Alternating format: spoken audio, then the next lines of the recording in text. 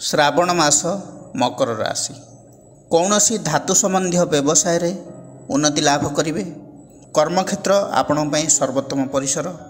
दूर संपर्क बंधुओं ठारू आर्थिक संबंधी सुसंवाद मिलिबो। ऑफिस कामर श्रेय अन्य काहाकू दियंतु नाही।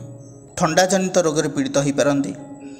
व्यवसाय वाणिज्य क्षति तथा आर्थिक हानिर सूचना मिलुछि। भाई बंधुओं सहित विरोध देखा दे पारे। शुक्रंक जोगु आत्मीय स्वजनों सह मिलन, बंधु मिलन एवं परिवार रे सुख शांति प्राप्ति हेब। मासर शेष भाग को शुभ फल मिलिब। छात्र छात्री माने प्रतियोगितामूलक परीक्षा रे उत्तम फल प्रदर्शन करेंगे। मकर राशि व्यक्ति विशेष माने प्रतिकार कौन करेंगे। दैनिक शिव दर्शन करंतु, दक्षिणाकालींकर उपासना करंतु एवं शनिंकर बीज मंत्र को जप करंतु। मंत्रटी है ओं प्रांग प्रिंग प्रौं स शनिश्चराय नमः। दैनिक 108 थर जप करंतु। आपन शुभ रहिबो।